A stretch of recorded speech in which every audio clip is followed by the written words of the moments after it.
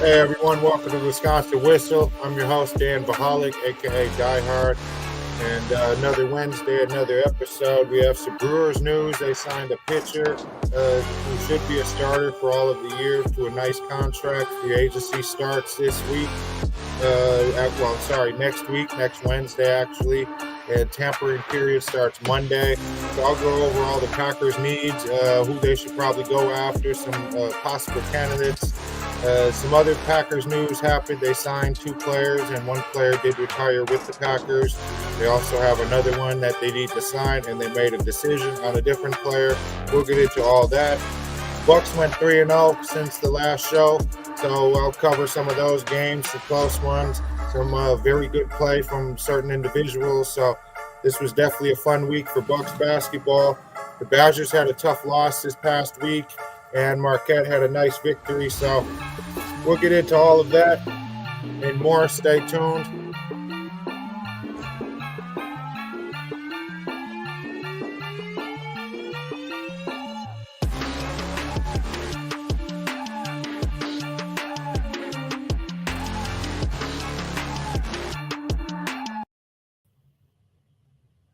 All right, everyone. Welcome to the Wisconsin Whistle. Again, I'm your host, Dan Vachalek, a.k.a. Dyhard. You see my tag down there. That's my Twitter handle.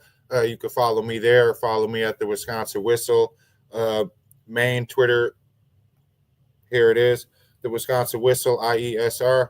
This is IE Sports Radio, your direct feed for all that is sports. So the Packers, they were able to re-sign their kicker, Brandon McManus. I believe a 3-year contract, and then they signed Isaiah McDuffie to a 2-year contract, which are great signings. We definitely needed to keep a kicker, especially what McManus did last year when he stepped up. What was that, midseason? I guess the Texans had that game winner, then had another game winner the next week. Free agency is going to be going on, so I'll dive into some of the players that we should be getting, what positions, everything like that. There are some needs. I do have a surprising facts segment, I guess, that I'll do about the Packers and their possible needs. A very popular opinion for one position is cornerback. I do have some things that might, oppose that, but again, I still do think that they need to go get some corner depth. Also, Mason Crosby had announced his retirement today officially as a Packer, so that's great, fantastic news that he decided to retire as a Packer, even though, his end of his career was not as good as everyone was used to seeing from Mason Crosby, but I have some stats for him as well I'll share. The Badgers landed a portal guy, international guy. I'll go over him, some scouting report analysis that I was reading on him. Also, they had a tough loss against Michigan State on Saturday, so we'll cover that. And Marquette was able to win. They played Georgetown, and that was pretty commanding win, I'd say. That was Saturday. Sorry, Wisconsin lost on Sunday, not Saturday. And then the Brewers, they signed a pitcher, Jose Quintana. Fun fact is I remember when he was on the Cubs some years ago, and I went down to a Cubs-Cardinals game for my birthday at Wrigley Field. Chicago's only like an hour and a half from me. Went down there and saw Jose Quintana pitch and actually got a Cubs jersey with his name on it, which was pretty cool. I know we're not supposed to like the Cubs, but I was there. It was my birthday, and it was Sunday Night Baseball, and just so happened he was pitching that day, so I threw it on. Also, I didn't want to root for the Cardinals, so I picked the Cubs guy. So he's now on the Brewers. I know he's been a big Brewer killer when he was with the Mets last season, especially in the postseason. Had that big, I think, Game 3 against us. And then I have an opinion I want to get to on the Bucks and Kevin Porter Jr., and I have some stats to back that up as well. So we'll get into that as well. I don't want to waste any time. I want to hear something from our sponsors first. You're listening to the Wisconsin Whistle on IE Sports Radio, your direct feed for all that is sports.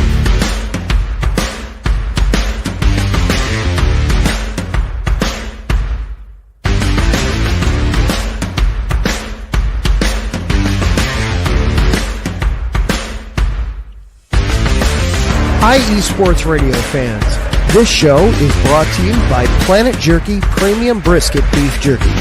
Planet Jerky is the official jerky of the 2022 California League champion Lake Elsinore Storm, Single A affiliate of the San Diego Padres. This all brisket jerky has gluten-free options, contains no MSG, no sodium nitrate, is low in sugar, and high in protein. Go to their website at planetjerky.net and follow them on Instagram at Planet Jerky. Planet Jerky, the jerky that's on a whole other planet.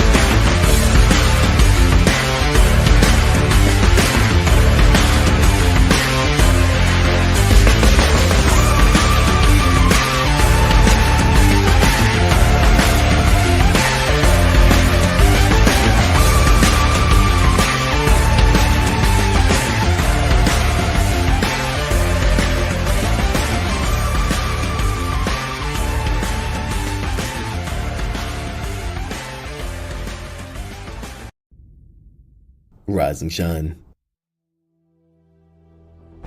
It's 4 a.m. The stars are still out. The sun is beneath the horizon, but it's time to punch in and go to work. The comfort of your warm-ups turns into the grinding out of your reps as the clinking and the clanking of the plates create a symphony of euphoria.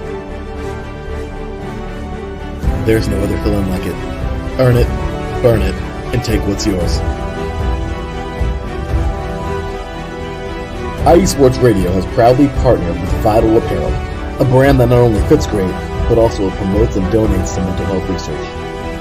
Use our code IESR to get 15% off their comfortable and inspiring gym wear and help them on their amazing journey to support mental health. Go hard, take part in your iron therapy, and be strong. Because when your mental health is as strong as you are, there's no telling how far you'll go.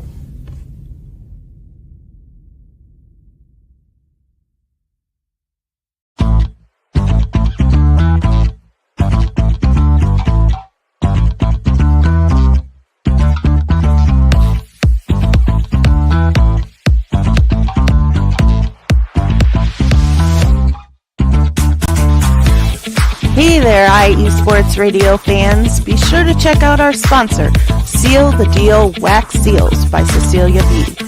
You just finished your very own wedding or baby shower invitations and you're looking for that extra special touch? Maybe you just wrote a letter to a relative or a friend and you want to add to their smile when they receive it. Then seal the deal with Cecilia's handmade sealing wax stamps for your invitations, letters, and gifts. You bring the deal, we'll bring the seal. You can find them on Instagram at sealthedeal_wax stamps and on Facebook, Seal the Deal Wax Seals.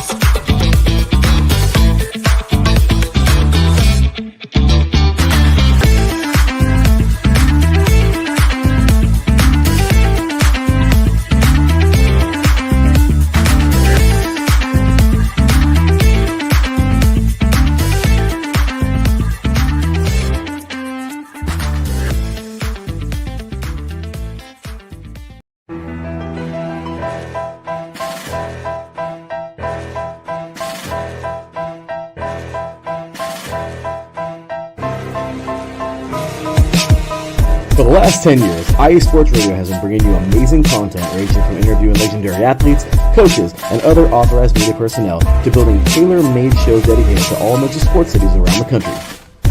Make sure to follow us at IE Sports Radio on X, Instagram, Facebook, TikTok, and YouTube to keep up with the latest in sports and with all of our shows. Also, make sure to check out our daily updated website at iesportsradio.com. At iesportsradio.com, you can see our daily show schedule and check out all of our show pages with personal bios to learn a little bit more about each of our awesome hosts. In addition to our show pages, you can catch the IE Sports Radio blog, Hall of Fame, Fans of the Month page, and our merchandise shop including t-shirts, tank tops, caps, long sleeves, hoodies, and more. For now over a decade here at IE Sports Radio, we've continued to be by the fans, for the fans, and we thank you all for your support and for making IE Sports Radio your direct feed for all that is sports.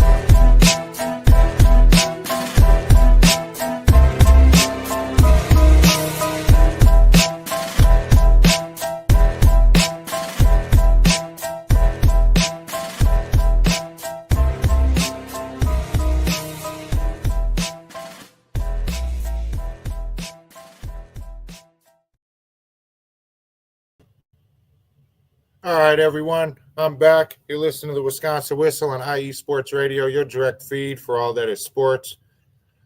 So, free agency, the tampering period starts Monday. Free agency starts Wednesday officially. So, Monday we'll start seeing action, team signing, everything like that. So, that's something to look forward to. And I do want to preview a little bit of what the Packers should be doing. I know the big topic of the conversation has been cornerback for the Packers, especially when, Jair Alexander, the decision has been made that either they're going to trade him or what's more than likely is they're going to cut him. Cutting them saves $17 million in the cap. And I'm not really opposed to cutting them at all, as like I've said. And the Packers, I don't think, should be either.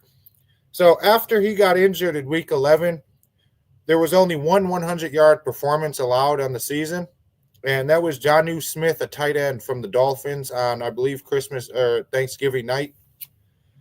Only Justin Jefferson had at least 90 yards receiving as a wide receiver, so no other receiver even had 90 yards. Hurts had a 61.9% completion percentage against the Packers in that wild card loss, and that was the lowest completion percentage that he set up in the playoffs last year.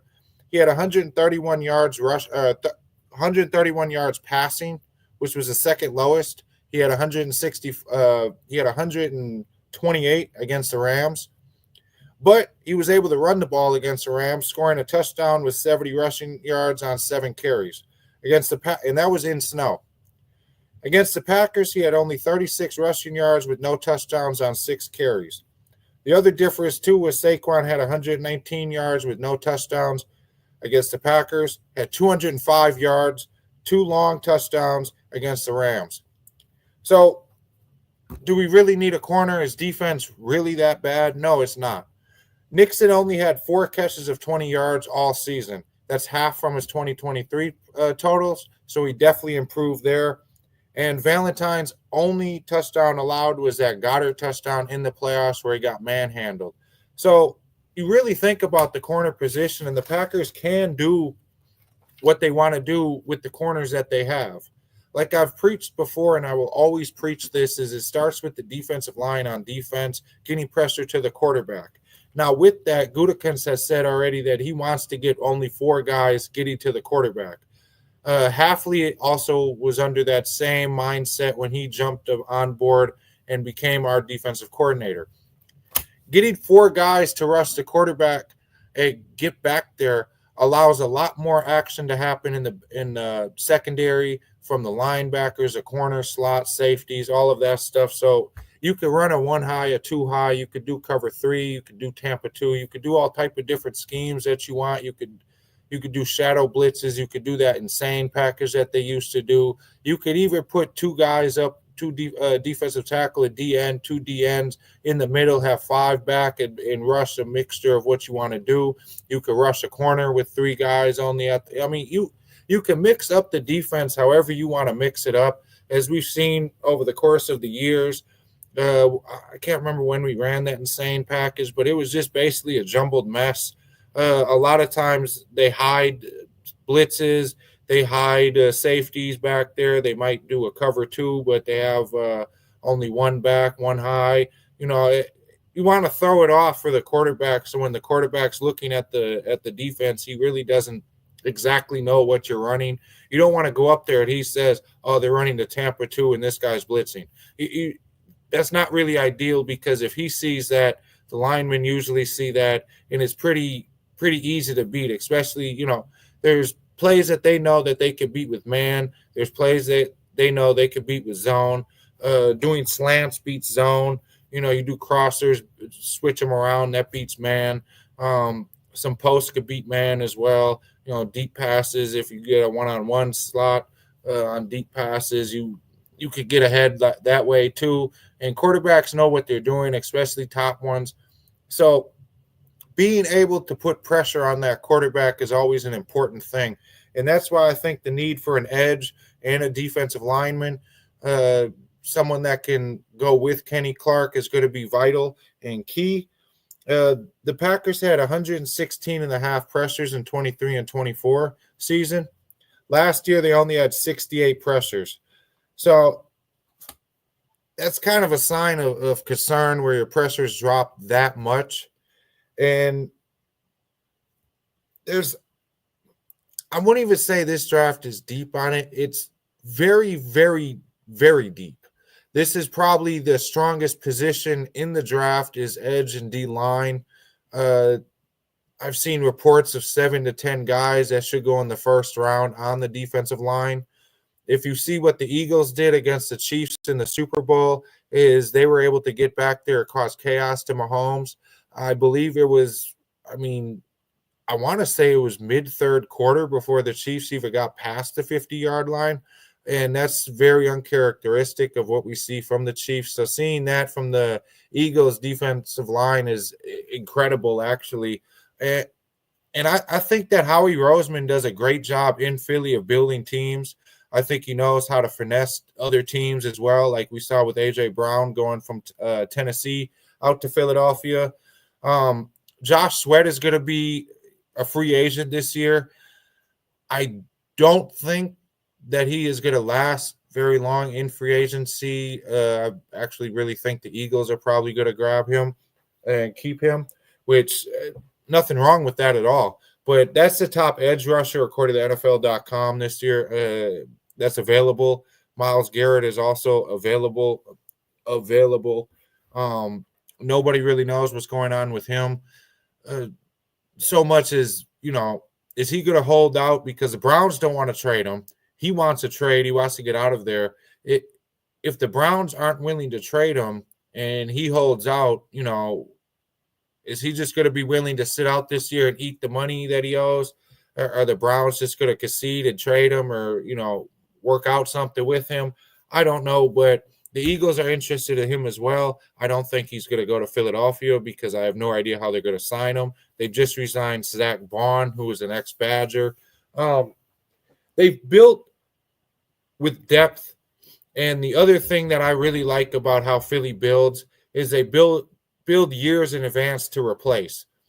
So they just cut Darius Slay. They ended up getting them from Detroit. He was disgruntled in Detroit from reports and everything. I'm not exactly sure if he was, physically, because he says that he does love Detroit and he still does a lot of things in Detroit to help out, charitable work, working in the community and stuff, just helping the city out, doing drives and all type of stuff. But Philadelphia ended up trading for him some years ago, ended up cutting him. And that's because they drafted Cooper DeJean and I can't think of the other guy's name. But they just drafted 2 corners to really make up for him. So they had a year and they knew that was about the year that was going to go. The Packers need to do the same thing because Lucas Van Ness actually took a step back last season at the edge position. And if you can't have a reliable player or you don't really trust your players outside of Rashawn Gary, it's going to be a tough battle to have your secondary really stop the opposing quarterback. The longer you give him to throw, the harder it's going to be to stop him. The longer it's going to take your corners to have to keep following guys around. And that's not how you win games. This is a passing league. And yes, you can win a lot by running the ball and establishing a good run game, but passing is still always going to be dominant. And that starts with offensive line having good pass protection and allowing the quarterback to stay out. And that starts with the defensive line being able to break the offensive line to get to the quarterback to force quick decisions. So the need for a corner, in my opinion, is not as strong as what his popular consensus says. I definitely want to go get a corner, a younger, corner, a guy that we can rely on. But I would really prefer edge as the main focus, defensive line, people that could get back to the quarterback. There's a player that I'm really interested in the draft. And usually when I'm very interested in a guy, he turns out pretty well. I was very interested in Joe Mixon, and he turned out pretty good. I was really high on Cooper DeJean last year, and he turned out pretty good, having a pick in the Super Bowl on his birthday. So I don't know if I just have like a sense or what. I don't know if I'm arrogant with it. Don't care. I am. But Jahdae Barron out of Texas, I really like him. He had a 94 production score according to Next Gen Stats. Athleticism score was an 82. So he's the second combine CB rank. Had a total score of 90. So again, that ranks number 2. He had a 4.39 40, a 35-inch vertical jump, and a 10'3" broad jump with a 1.5 second 10-yard split in the combine. He's a nickelback, kind of above average size. His strength would label him as a big nickel corner, and he could really that first 5 yards is the most important because it throws off a whole route for the receiver, and that's where he succeeds and excels at because he's able to forcefully redirect routes right within there. Just watching him at Texas, he was very impressive. He was very shut down. I believe he's probably going to be the top corner in this draft. I'm not confident that he's been moving up boards. So I'm not confident that he's going to still be there when the Packers draft at 23. And the Packers have made it known that they are willing to trade the first-round pick. So if they do trade that first-round pick, he's definitely not going to be there after the first round. But the only problem, though, is that his tackling could improve, which has always been a problem for the Packers, it seems. And his recovery when he's beaten is also a little bit of a weakness, I would say. And then I do think he has enough speed to keep up with verticals. I do think he has enough speed to keep up with routes and top wide receivers. But he does have limited exposure in man. And again, Cooper DeJean had a lot of negative thoughts about him as well. With I believe he was only a zone guy or only did man, one of the two and stuff. And he turned out all right. So I'm not really concerned about that. But I really think that Jahdae Barron is going to be probably the top corner out of this draft. And if the Packers can get him, I would go strongly. I would very strongly suggest that they get him. He swarms in after a catch. He has great angles. He's very physical. He could tackle in the open field, though, which is nice. The struggles with his tackling, though, is wrapping up, which in the NFL, that's actually where it kind of translates badly. If you can't wrap up in the NFL, especially like a Saquon or stronger players, like Debo is a pretty big dude. If you're guarding him, it's going to be hard if you don't wrap up because he'll run right through you. Derrick Henry is a pretty big dude. A lot of NFL players are just massive compared to college players. And compared to the average person, a college football player is pretty big. So thinking of the NFL guys, and they're even bigger. They're, squatting 700, 600 pounds. They're doing a lot of extra work and stuff. You need to wrap up. But outside of those two, the wrapping up, limited exposure in man, and his recovery on, I guess, beaten routes. Outside of that, he's a very good corner. He's almost he's pretty up there as a top corner prospect, I think. Trying to see what grade that they ended up giving him. I didn't see one. Oh, they gave him a 6.35, will eventually be plus starter. But the 90 is elite, and I definitely think that. He does have short arms, but I'm not worried about that. But this is the guy that I think the Packers definitely should go after. He really impressed me at the Combine. Watching highlights and watching it live and everything, he really impressed me at the Combine, and I think his stock is going to skyrocket up. And that's definitely a player that the Packers should go after in the draft. There's some others as the draft picks up, maybe the week before the draft or the week of the draft, rather. I'll probably do some previews that I want to, of the first round. I'll probably cover most of the draft. It is happening here up in Green Bay this year. So if you do want to go see me in person, it's never really in Green Bay ever. So this is the year to go do it. But the other needs that the Packers have for free agency, because Josh Myers is set to become a free agent and they still haven't re-signed him, even though they want to, and the reports are that they are probably going to. It hasn't happened yet, and they don't really have a backup at center if he does leave. I guess Jordan Morgan, they've tried out at center, but they're not very confident. I don't think you're going to play Jacob Monk and really rely on him too heavy. You can, but I don't believe they will. Kadeem Telfort, Travis Glover, Andre Dillard, I don't see any of those guys filling in at center and being what we need at center. Sean Ryan, no. Zach Tom, Elton Jenkins, Rasheed Wall. I don't see anybody really moving to center and fulfilling that. So if they're not able to keep Myers, they're going to have to go after somebody. They also have a lot of backup question marks here. Jordan Morgan, he can't stay healthy. When he was playing, he's not the best. I'm just not a fan of Jordan Morgan. I don't know if he's more of a guard or a tackle. I don't know if they can really rely on him to be a starter if he needs to be. And like we saw against the Eagles when Elton Jenkins went out, Kadeem Telfort and Travis Glover are not going to cut it. They are not good backups. I don't even think Telfort lasted very long at all. And then they switched to Glover.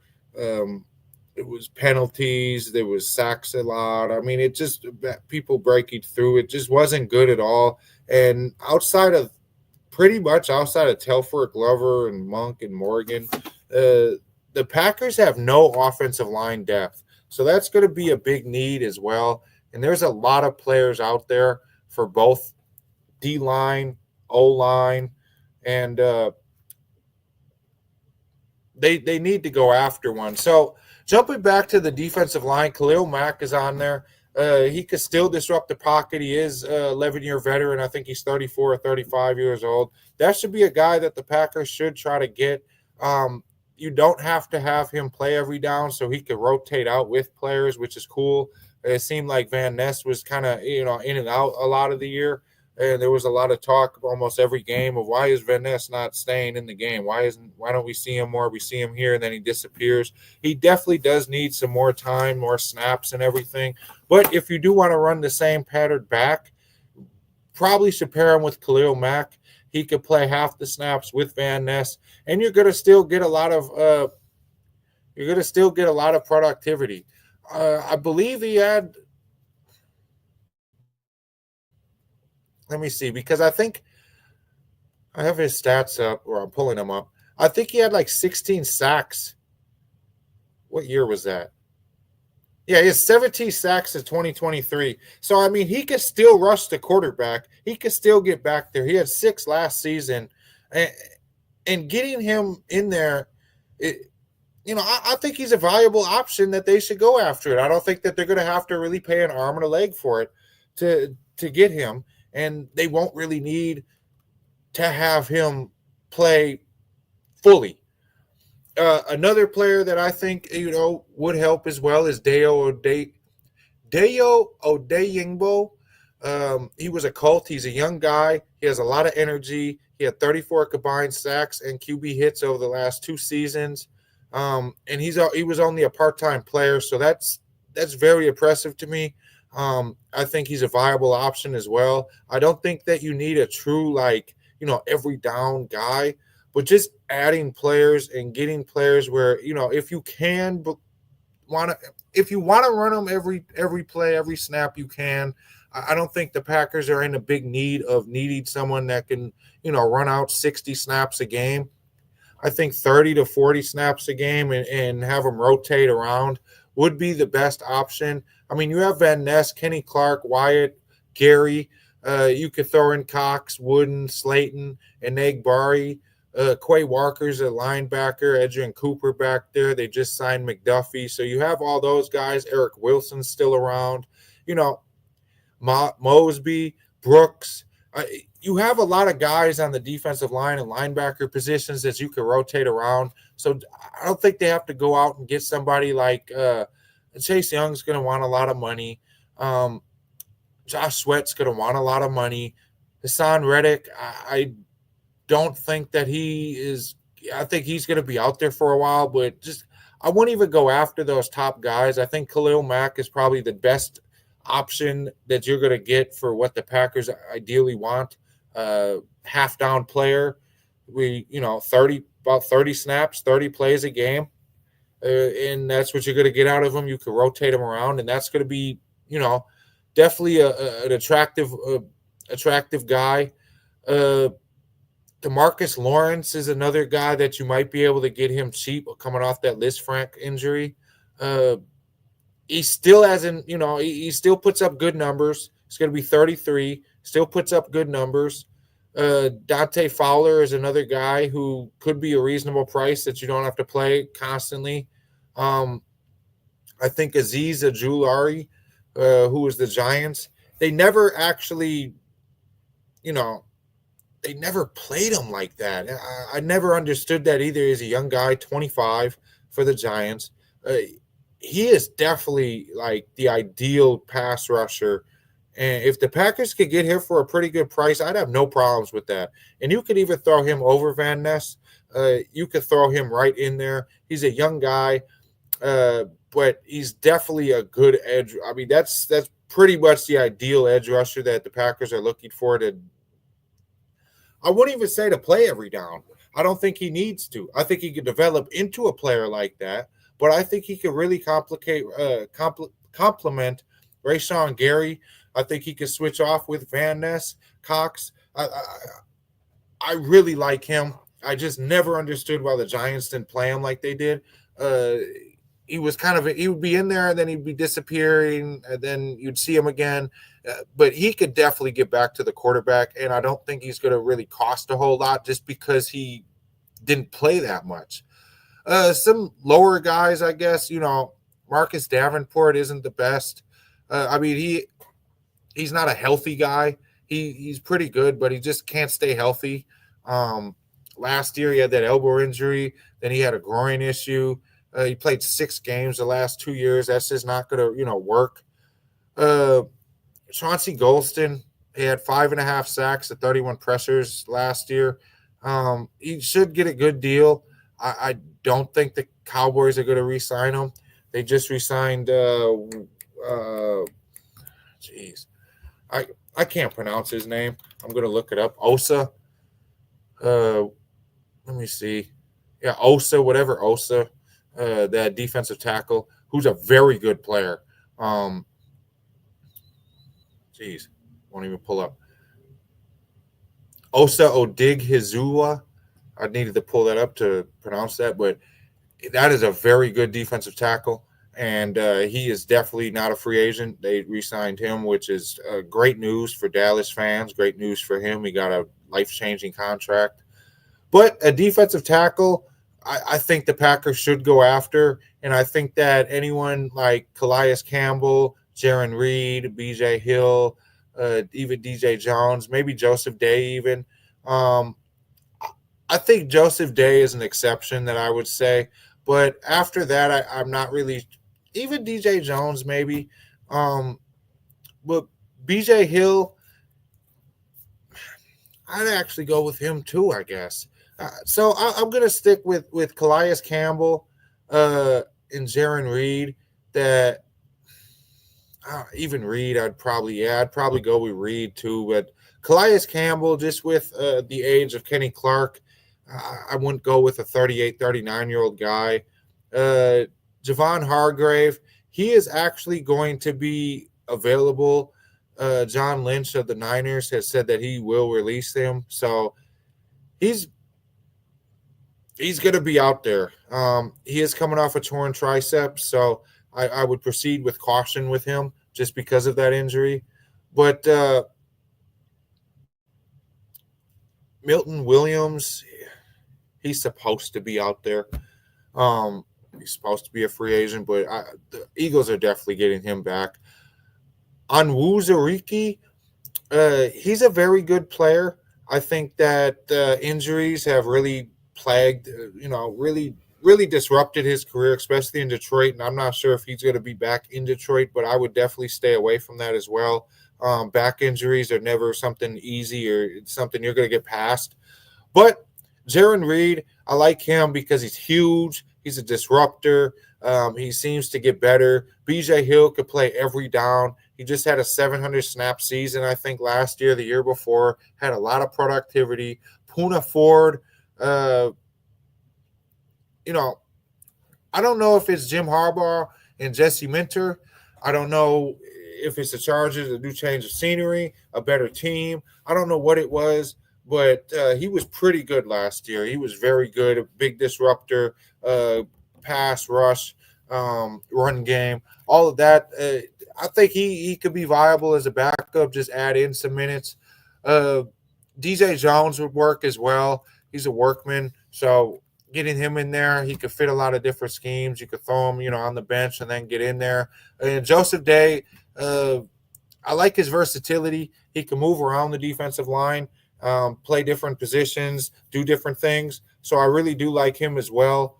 I know his age. I'm trying to stay away from older guys, but just getting someone to help out with Kenny Clark getting older is definitely going to help. I know we have Carl Brooks, TJ Slayton can get in there, Kobe Wooden, whoever.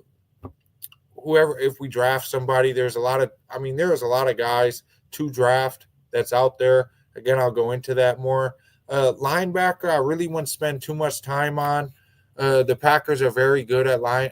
I think they're very good with Quay Walker, Adrian Cooper, and Isaiah McDuffie. McDuffie really picked it up last season. I really like seeing what he was able to do tackling-wise. He had some good coverage on him as well. He kind of shined in some games, and that was really nice to see because he kind of came out of nowhere.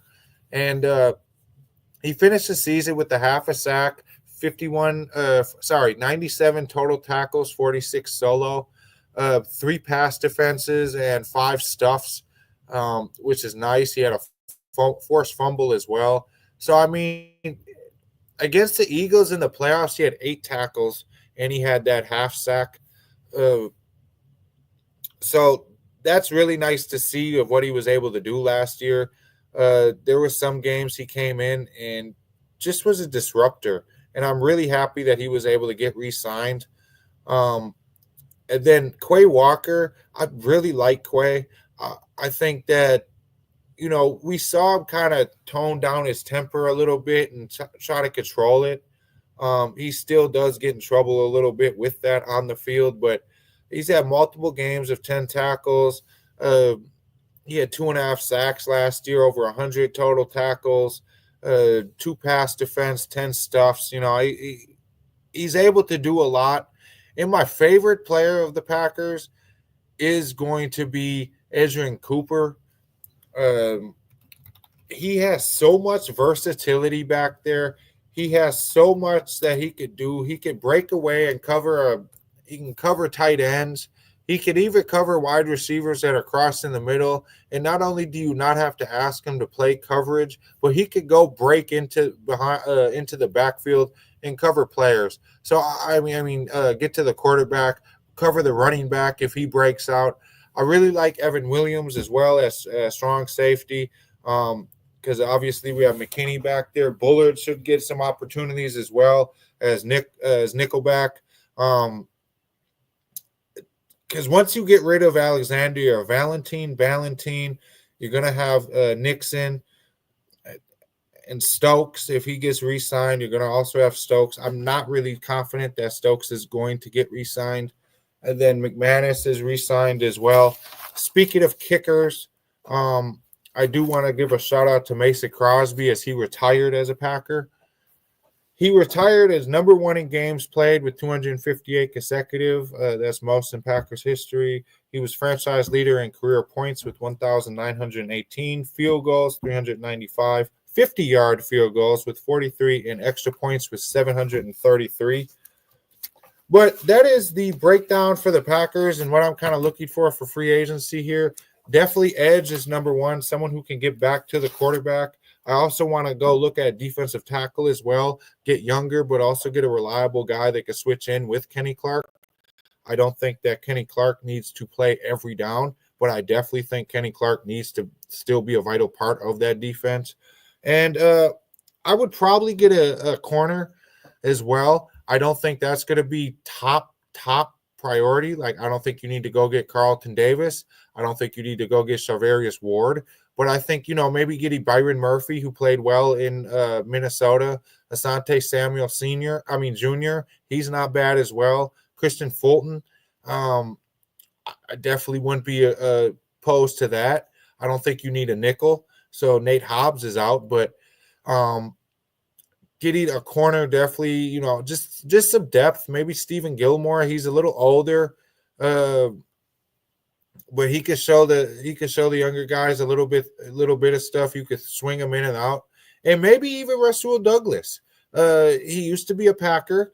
I thought he was very good in Buffalo. So obviously he's a little slower, but I definitely wouldn't be opposed to pulling that trigger as well. Another guy who's a little slower is Mike Hilton. However, he could definitely he could definitely blitz. You could do some fun stuff with him. So I wouldn't be opposed to that. And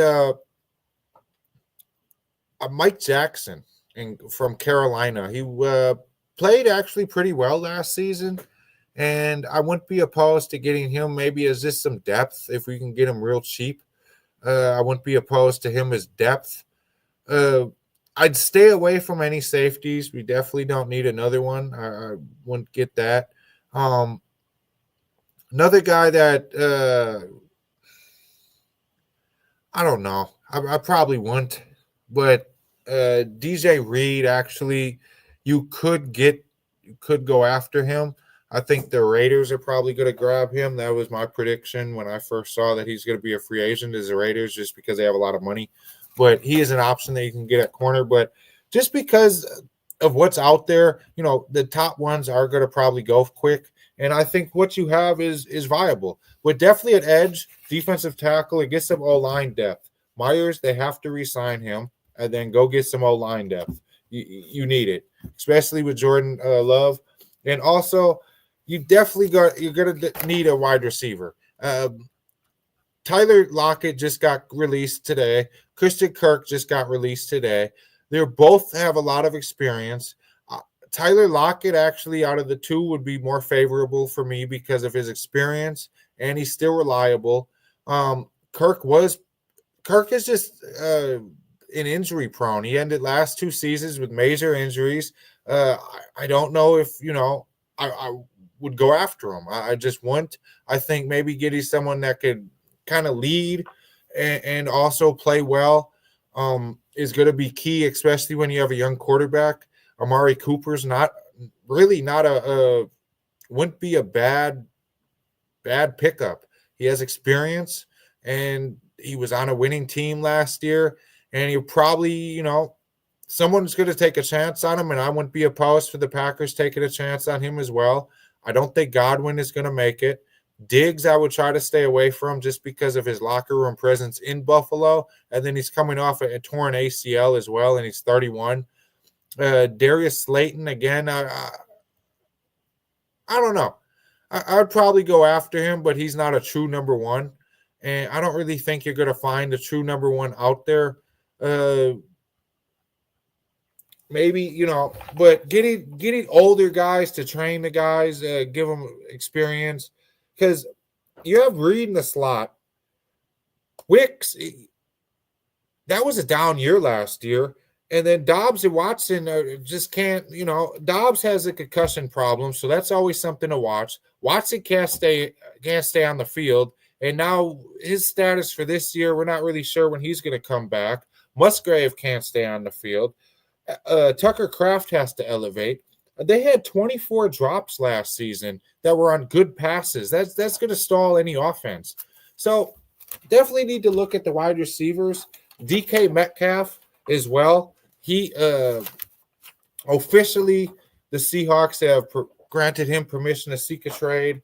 He also officially requested one beforehand, and then they said, yep, you could seek one if you would like. So that's also a viable option. I think they need to go after him. Definitely go after him. You know what? here's Jair Alexander, and we'll give you, I don't know, a third or a fourth. And you could give us DK Metcalf, and I'd be happy with that. But that's what I think the Packers should do. We'll know more Monday of what's going on, if they did make any moves, and we could discuss that next week as well. We're going to take a break, and when we come back, we'll talk we'll talk about the Brewers signing, and I want to go off a little bit on how the Bucks have been playing, because I'm really happy with these 3 wins. Really happy with Jericho Sims' game against the Mavericks, and they play tonight. So hopefully we get to see another good Jericho Sims offensive performance and all-around performance. And I really have a qualm because I think Kevin Porter Jr. needs more minutes. What he's able to do on the offense is just outstanding. And I have some stats as well that I'd like to share about Kevin Porter Jr. that backs up what I'm saying about give him more than 11, 12 minutes a game. But let's take a quick break, and we'll jump into that. You listen to the Wisconsin Whistle on IE Sports Radio, your direct feed for all that is sports.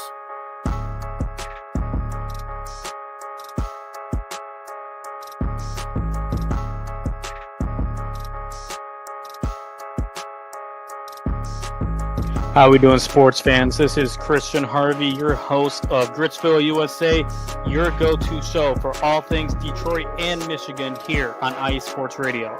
Whether you're here for Gritty Lions talk, getting pumped up for the great Detroit sports renaissance, or hating on your neighbor depending on if they were green or blue, we got you covered. Whether you're in the East, West, or Central, we got you covered. Join me as we tackle through all that the great state of Michigan has to offer in the world of sports. Catch me, Christian Harvey, each week on Gritsville, USA, right here on IE Sports Radio, your direct feed for all that is sports.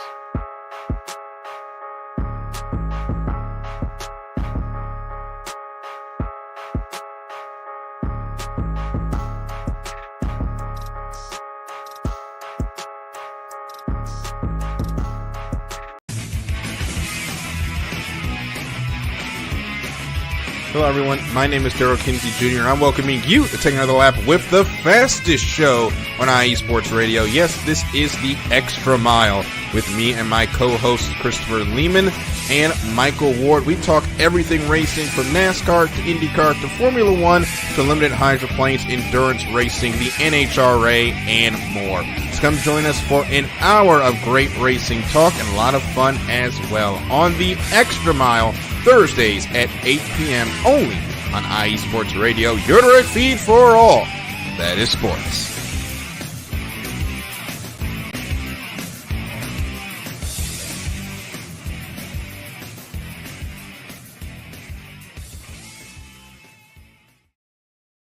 All right, everyone, that was just a quick sponsor.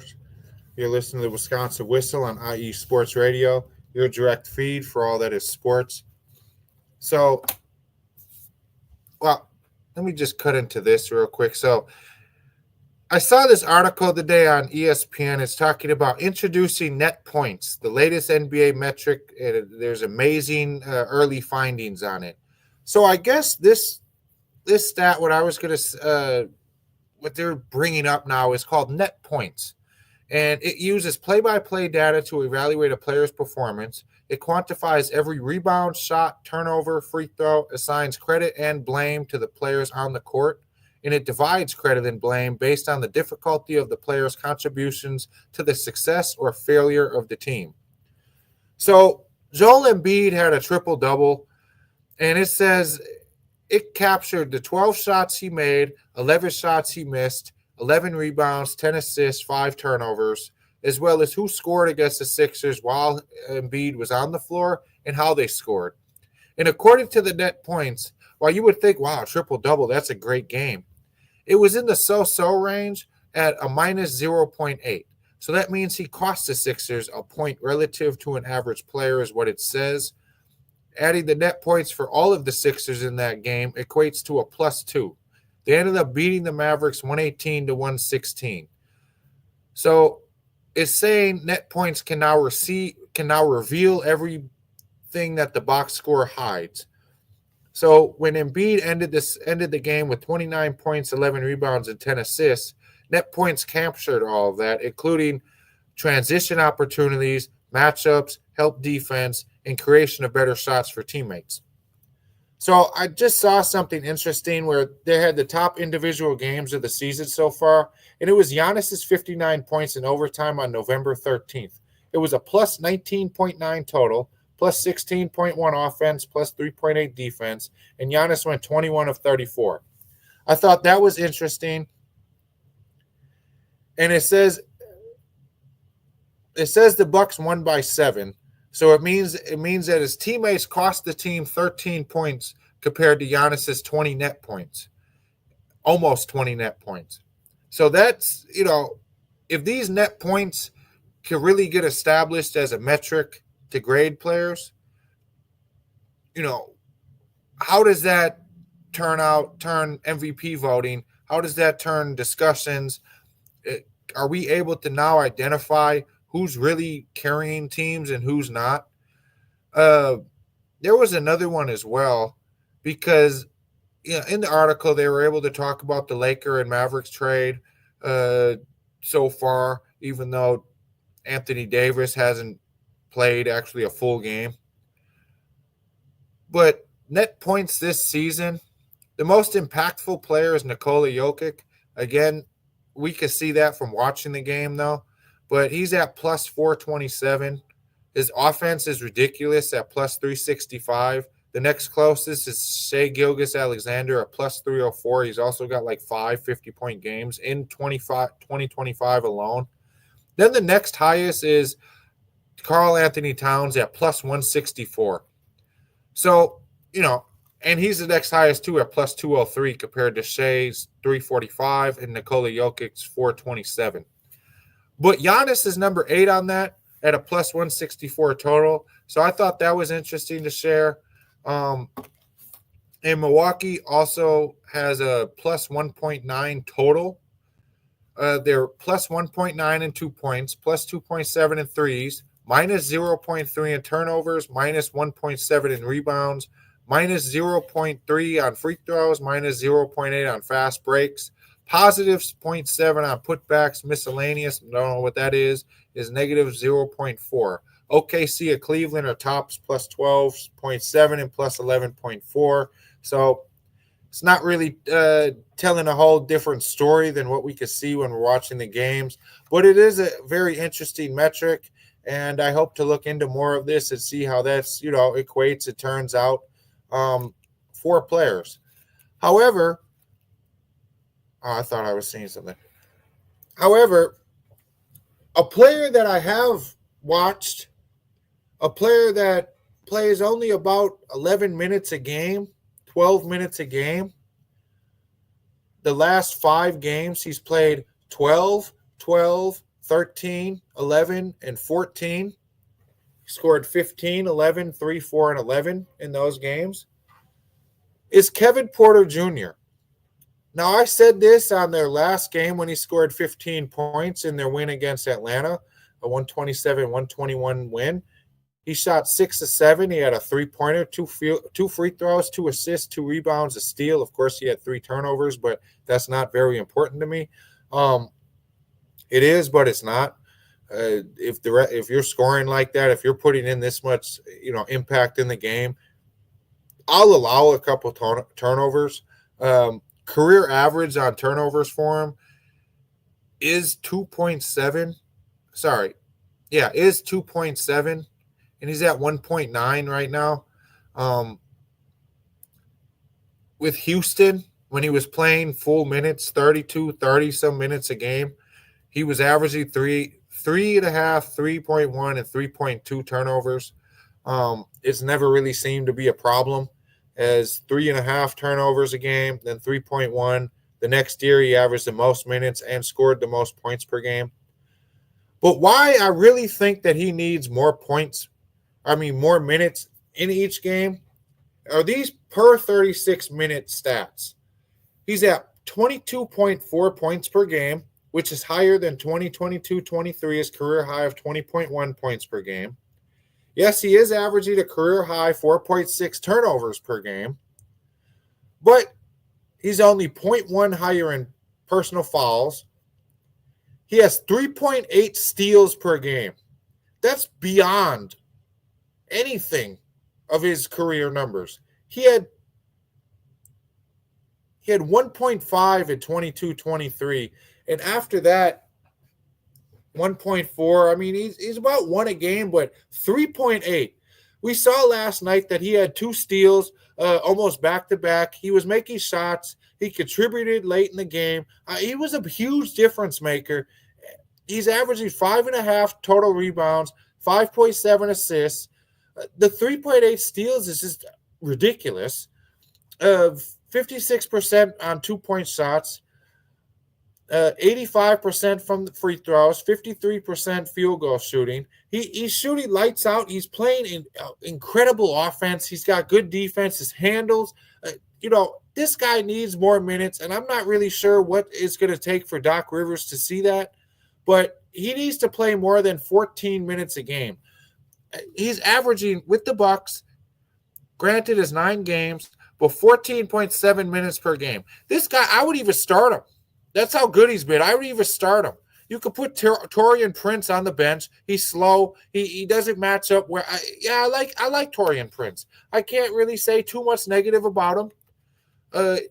He had 9 points against the Mavericks. Oh well. I can't say too much about him negatively. Last night he was 3 of 9. I guess I can, because he doesn't deserve to be started scoring 8 points. 8 points against the Hawks, 9 points against the Mavericks, and let's see what he did against the Nuggets. That was a huge win, but he had 10 points. Giannis had almost a triple-double, 19 rebounds and 28 assists. 28 points. Geez, 28 assists would be insane. 28 points. Nikola Jokic did have the triple-double, but that wasn't enough. But, why not give Kevin Porter Jr. an opportunity to start? Why not? What's that going to hurt? Gary Trent Jr. is great. Against the Nuggets, he was 3 of 4 from the 3, 6 of 8 from the field. 6 of 10 last night from the field. And then against the Mavs, he was 7 of 16 at 20 points. He played well. I would limit AJ Green numbers. I would definitely limit Taurean Prince numbers. He's slow. He seems to be on a cold streak. He doesn't really do much other than not really much. 2 assists, 2 rebounds last night, 4 fouls. Maybe it's time to switch it up. But no matter what they do, Kevin Porter Jr. definitely needs to take some Taurean Prince minutes away. He definitely needs to get in the lineup. Damian Lillard, Kyle Kuzma, who had 10 rebounds last night, 17 points. He had that one play where Giannis was down low and he kind of jumped past it to him. He dropped the ball. It still smacked the 3 right before a timeout. That was incredible. He was driving. He was been aggressive. I just love what Kuzma has brought to the Bucks. That was the best trade that I think the Bucks made. I think that's the best trade they could have made, getting rid of Middleton. Middleton was not. That's just frank. And people want to say, Middleton devoted so much. So what? Who cares? You're not getting it done now. And the Bucks are looking at now. We're not looking at the past. Otherwise, we'd go sign Kareem Abdul-Jabbar because, you scored 100 points. You played really well for us. You did this. You brought us our first. No, I don't care. Don't care. What it is now in performance. And if you're not getting it done, goodbye. I don't care what you put in with the team. If you're not getting it done, goodbye. Unless you're at your career end and about to retire, then I'll have you sit for, a year or whatever you want to do. You're not going to play that much, but I'll put you in garbage minutes, but just so you end your full career with the Bucks. When Giannis gets to 40, if he wants to retire and he sucks or whatever, I'm not going to say, well, get rid of him. He sucks. No, it's Giannis. You could keep him. There's certain players. If Middleton was still, worth something, I'd say, yeah, keep him. If he wasn't making 30-some million a year or 20, if he wasn't making almost 33 million a year, I might not say get rid of him like that aggressively. If he didn't look like a statue on defense, I wouldn't say get rid of him aggressively. The person who does look like a statue is Lopez, though.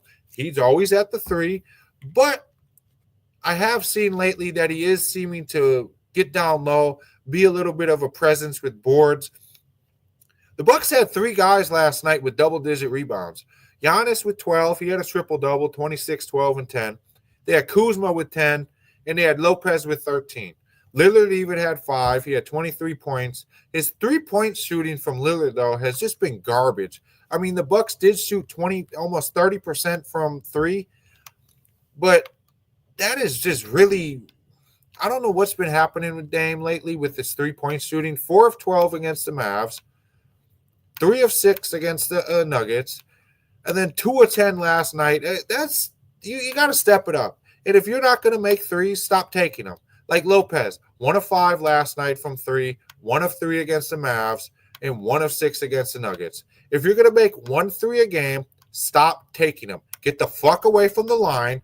Stay away from the 3-point line. Just stay away from it. I don't know how many times I say that during the game. Get the fuck away from the 3-point line and get down low. You're 7-2, 7-1. Play down low. You can't move very fast. You're not going to guard anyone from the 3 all the way down. That's the thing that I really liked about Jericho Sims, though, is against the Mavs. Granted, they had a lot of players out, and Kyrie was kind of going off. He had 31 points. And they do have a lot of players out, a lot of big guys. But Jericho Sims had a fantastic game against the Mavericks. The Bucks got a 15-point win. They had a dominant third quarter, a dominant second quarter, and that was the difference. But Jericho Sims had 8 rebounds. He had a block, 2 assists, 6 points even. He was 3 of 3. He had a dunk, a layup, and I think he had another little bunny or whatever. But what he was able to do was not only was he able to guard at the 3-point line, but he could follow a guy down because he does have that versatility of speed where he could guard the guy even though he's coming from the 3-point line. He could switch off to a guard and still move around with him. And playing Brook Lopez 30 minutes a game is not going to cut it. This he's old, he's slow, cannot move like that. And yeah, okay. Against the Nuggets, he had 22 points. But again, a lot of that came from down low and the free throw line. He had 7 of 8 free throws. But 4 rebounds. 1 of 6 from the 3-point line. When you watch the game, he stands at the 3-point line. I actually want to stand up for this. He stands at the 3-point line and always does this. Like, you're not getting anybody. You're at the 3-point line. You're slow. You're 7-2. Get down low. Get in the paint. Just do something better than whatever the hell you're doing at the 3-point line. That's the most frustrating thing I could say about the Bucks. And I don't care if they're 82-0 and he stands at the 3-point line all game. I'm still going to yell about it because it just frustrates the hell out of me. When you get down low, you have 13 boards. Clearly, that's not from the line. You're not at the 3-point line. You're not on the bench. You're not a half court. You're down low getting those boards. 4 offensive rebounds. That's impressive. Giannis also had 3 offensive rebounds. Again, impressive. 51 total rebounds on the night last night. 27 assists is great. Porter Jr., though, was 15 points, 6 of 7 shooting. He was on fire. Again, play him, get him minutes. 12 minutes last night, he had 15 points. 12 minutes, 15 points, 6 of 7. Obviously, you're not going to get 6 of 7 every night. You're going to get the 3 of 6s. You're going to get the 1 of 4s, whatever. You're going to get some of those. But if you're okay with Dame going 2 of 10 from 3, if you're okay with Taurean Prince going 3 of 9, 3 of 8, 4 of 7, why not give Kevin Porter Jr. some more minutes? 11 points against the Mavs. And he had 3 assists, 2 steals. Last night he had a steal, but he did have 3 turnovers, but 15 points in 12 minutes. Taurean Prince, 29 minutes, 8 points, 2 assists, a steal, turnover, 4 fouls. Kevin Porter Jr., no fouls. these are the stats that match. And this is one guy 29 minutes, one guy 12 minutes. 2 rebounds, that's equal. 2 assists, equal. 1 steal, equal. 3 turnovers for Kevin Porter Jr., 1 for Taurean Prince. 4 fouls for Taurean Prince, none for Kevin Porter Jr. Prince had a +4. Kevin Porter had a -4. But again, Kevin Porter's playing with the bench. Taurean Prince is playing with Giannis and Dame and Kuzma and all them. Kevin Porter, 15 points. Taurean Prince, 8. Why do you put Taurean Prince on the bench? Just sit him down for a little bit. Put Kevin Porter Jr. in. Give him minutes, and let's get it rolling. The other guy I'm confused about is Andre Jackson Jr. I get he doesn't put up a lot of numbers, but he's a good defensive guy. I'm really, kind of curious on what happened, why he stopped getting, minutes. Actually, I'm really curious on that and why he just stopped all of a sudden. Now he's not playing at all. Last time he played was against Miami on the 23rd of February, 2 minutes, against Washington for 3 minutes. And then he was playing 19 and would get consistent minutes almost the rest of the year. What happened to him, I have no idea. I guess he embarrassed himself at the dunk contest, and Doc Rivers was not having it. He said, well, you know what? You just embarrassed the entire Milwaukee franchise at the dunk contest by just pissing that away. So, you took pretty much your whole time trying to dunk and didn't do anything. So you had to settle for just a regular dunk and should have got just booed right out of the stadium for that poor performance. So I guess that makes sense on why he's not playing. But Kevin Porter Jr. is that guy that needs to play. And the Bucks actually have a matchup against the Mavericks tonight. I think it's going to be a blowout. Kyrie Irving now tore his ACL. Anthony Davis isn't playing. They're missing like 3 guys down low, Gafford and a couple others. So 132 to 117 was the last time they played. Kyrie Irving had 31 points. Clay had 16. Moses Brown at 18. Spencer Dinwiddie off the bench, who just seemed to keep scoring, but he only had 12. Jaden Harden had 16 off the bench as well. You're going to see a lot more of Najee Marshall, Spencer Dinwiddie, Dwight Powell, maybe Dante Exum. I'm not sure if he's playing tonight. I thought I saw that he might be out, but Jaden Hardy, Moses Brown, Klay Thompson, Max Christie. I mean, you're going to see all these guys tonight. Taurean Prince, I don't think is playing tonight. I actually want to check that. But I don't think Taurean Prince is playing tonight. So that it would be the perfect, absolute perfect opportunity for Kevin Porter to get some minutes. And that's really what they need to do. The other person who I'm really impressed by, and I have to just give a shout out to Giannis for doing this, dude. You've been great at the free throw line these last 3 games against the Mavericks, 11 of 13. And last night he was 8 of 10 at one point. He finished 8 of 12. And then against the Nuggets, 5 of 8. I mean, that's what you're going with at the free throw line. That's fan. I'll take that all day. I will take that all day and night because you get to the line a lot. And if you're very good at the line, that's going to help the team out a whole lot. I mean, that's really key. If you're 8 of 12 at the line and the next person who's taking any free throws has 3, Kuzma and Dame, both 3. Shout out to Dame last night.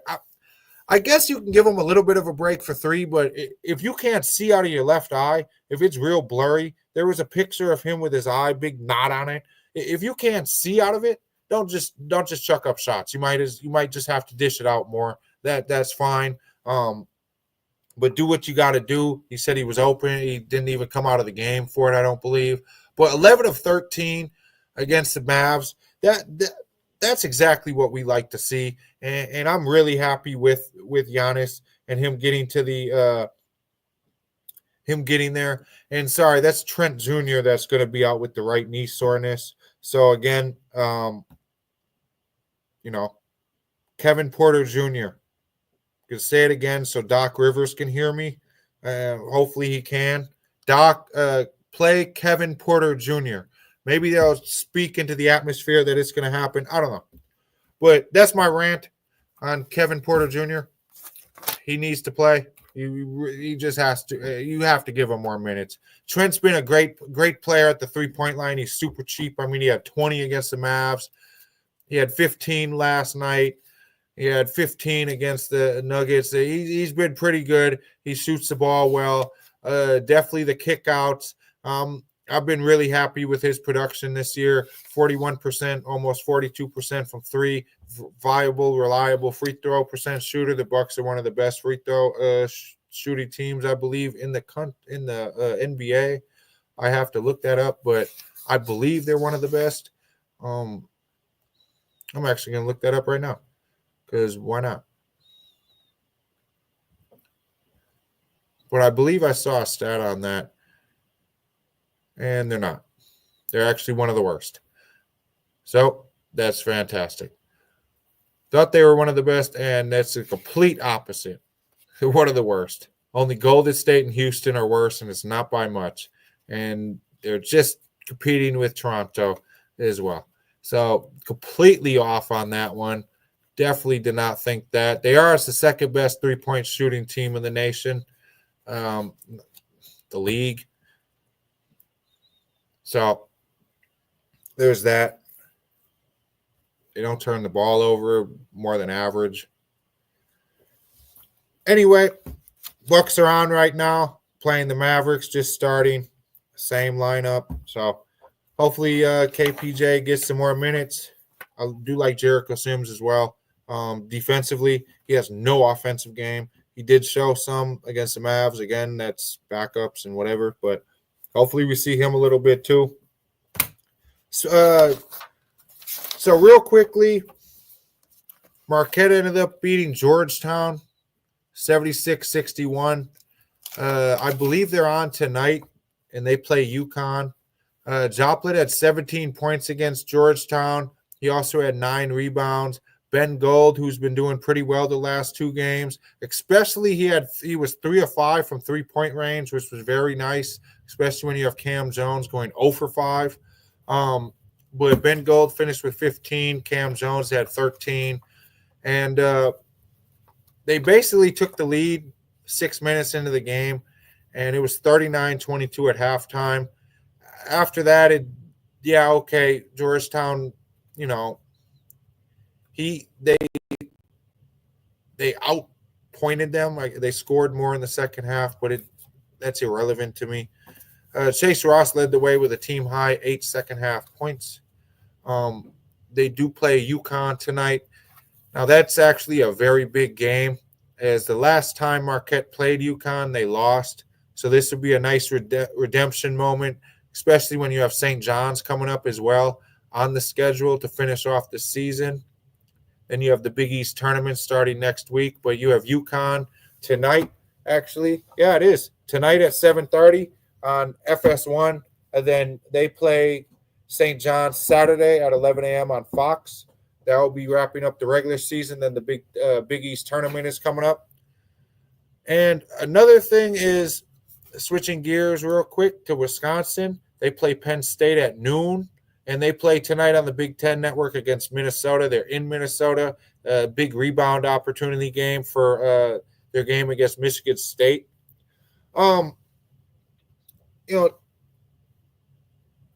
That's what I have to say about this Badger team, though.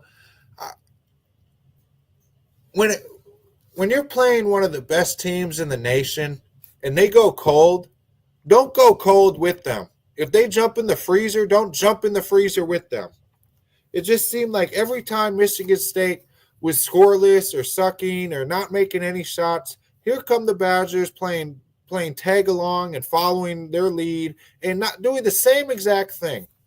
John Tange, I think that I'm just going to pronounce it how I feel like it. No offense, I'm pronouncing your name wrong. No one can pronounce my name. If you know how to pronounce my last name, you know my family members. You know somebody of my family, because there's no way in hell you know how to pronounce Vachalek.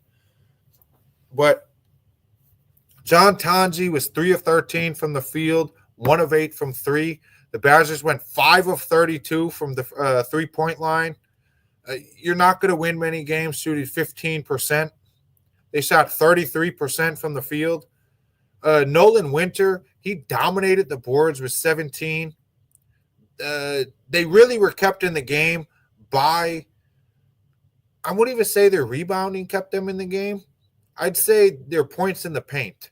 That was a big, big factor in the first half, especially, and was the reason that they were leading at halftime, 34-32. They finished the game with equal at 32 points in the paint each, but that was the big difference there in the first half. Second half, it did not look the same. Second half, the Badgers could not shoot. The Michigan State also, Jaden Akins has been a popular player, but he was been on a cold streak recently the past couple games, and he found his shooting rhythm, making multiple threes. He was 4 of 9 from 3, had finished with 19 points. He led everybody, including Badgers. And then Jace Richardson for Michigan State had a fantastic all-around game, I believe. I think it was a nice all-around game. 11 points, 6 assists, 5 rebounds. Jackson Kohler had 16 rebounds for Michigan State.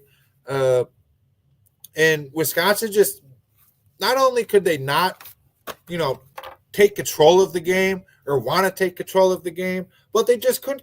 I just didn't think that they wanted to win this game. I don't know what it was, but it just didn't seem like they wanted to win. As soon as Michigan State seemed to hand them the ball and say, hey, go ahead and take this victory, Wisconsin handed it right back and said, no, thank you. And it was hard to watch some parts of the game because it was back and forth of no scoring. And, I thought I had some more stats, but I didn't.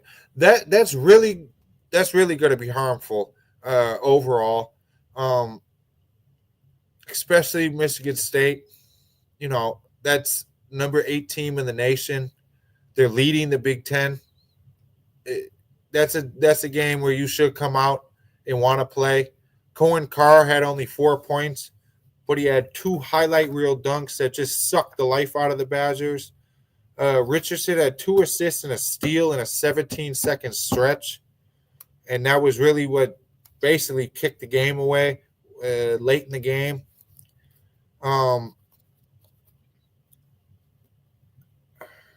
If you shoot 5 of 32 from 3, you're not going to win many games, especially when you're shooting 38%, which leads the Big Ten. And you come in 5 of 32, 15%, you're not winning. There comes a point where maybe it's just I'm not going to take any more threes because we can't make them. I get you want to, boost your confidence, and that draws even more attention to trying to shoot and make them, but that's not going to work. The Badgers did sign a guy for the 2026 signing class, I guess. It's a New Zealand guard, so they went international. His name's Jackson Ball. He's 6'4", shooting guard. He plays currently professionally in New Zealand for the Hawke's Bay, which is great for the Badgers because he has a high basketball IQ. He's a perfect fit for their offense because he has the ability to read the game at an advanced level, especially for his age. I think he's 17, I believe, actually. I think he's 17. He just has a natural feel on the floor. I was watching some highlights that I was able to dig through, and it just seems like he's very comfortable on the floor, and he's a shot creator, which is great. He has a strong finish when he does drive to the basket, strong shooting, and he has a strong shooting ability on the release, and his release is actually – it has a very nice shot. It is very smooth. He can shoot the ball, and how the Badgers have transitioned this year to being a shooting team, that's going to work out great. And I'm really excited to see him when he starts showing up to campus in 2026. And the other thing, too, is he's a big transitional player, and he thrives in the pick-and-roll environment. I just think that's a perfect fit for Greg Gard in this offense, especially with how the Badgers have been playing this year. I think he's going to be a great fit for them, and I'm happy that he signed to the Badgers.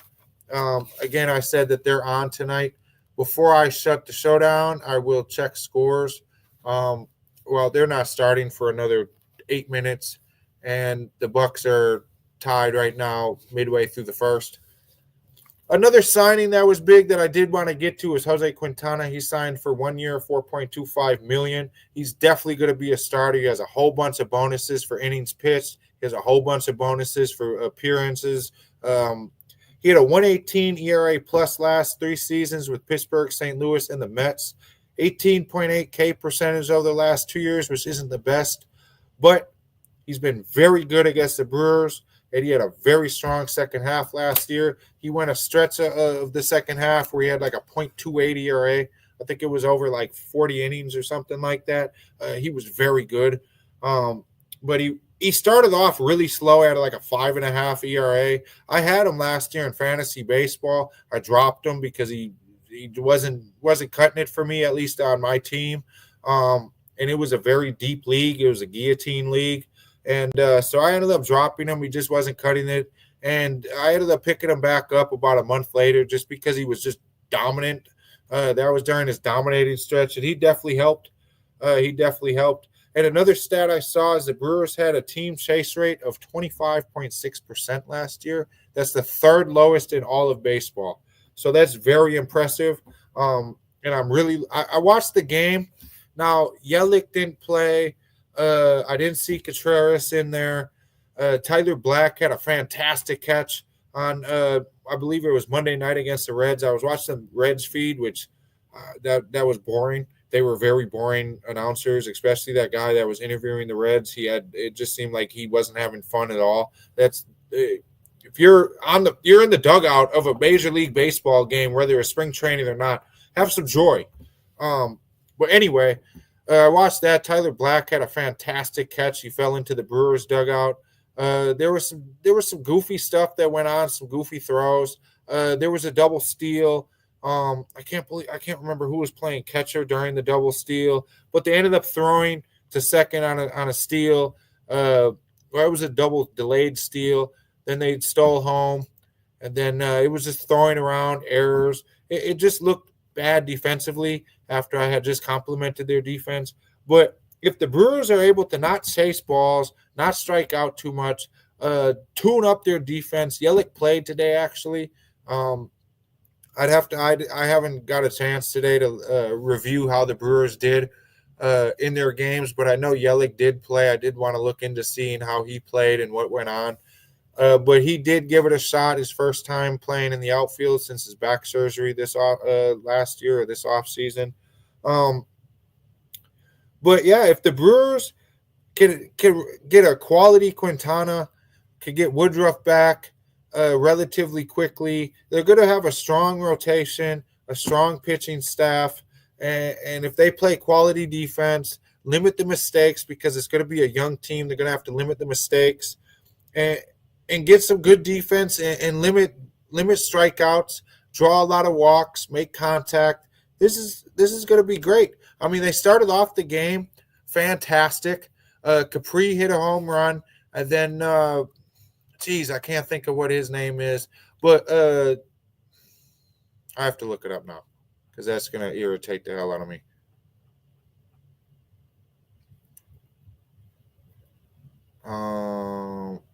I have so many tweets.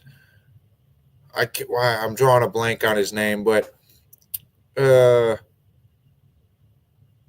Capra, he hit Vinny Capra hit the home run, and I can't think of who else hit that home run. But they started the game with 2 home runs.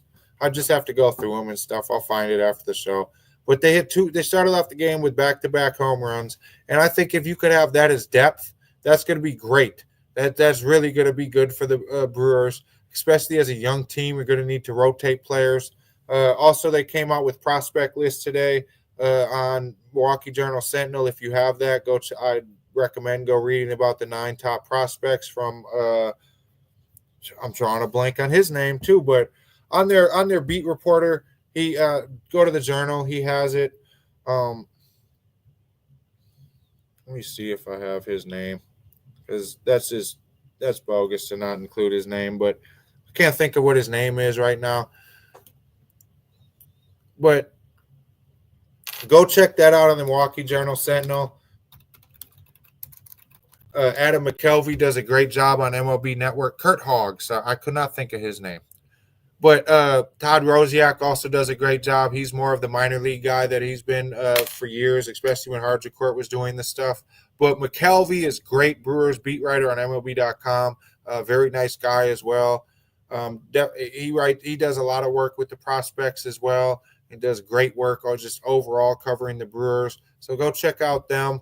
Definitely check out though Kurt Hogg's 9 Prospects. That was pretty neat and interesting to read.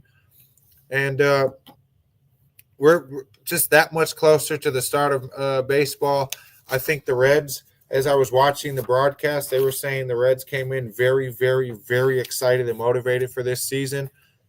And if that's how they're coming into the season, then the Brewers need to just be that much more excited, just to try to punish them. Because I think the Reds are going to be the top team that they're going to compete against. And I don't think that the Cubs are actually going to be as good as people think again. Once again, they thought the Cubs were going to come in with Craig Counsell and dominate. And I don't think that's going to happen. And, this is going to be a fun year. It's going to be an interesting year. We're going to watch, a young Brewers team see if they can make 3 consecutive NL Central victories, pennants, whatever you call them, but win the division 3 consecutive years in a row. But I really like this signing. They waited all the way until March to make actually a splash in free agency. Hopefully the Packers are right away on Monday morning, talking to, as soon as they can. They're talking to some defensive linemen. They're talking to maybe a wide receiver. They're talking to some O-line depth. Talking to maybe some corner depth. Getting rid of Jair Alexander. They're making moves. And these are these nights that I was talking about. All 3 games. You have the Bucks, Badgers, and Marquette all on the same night. How am I supposed to watch that? So I'm going to have to be watching games tomorrow, but I'm going to go home and watch the Bucks game. Thank you for listening, everyone. Again, this is Wisconsin Whistle on IE Sports Radio, good direct feed for all that is sports. My name's Dan Vachalek, a.k.a. Dyhard. Peace.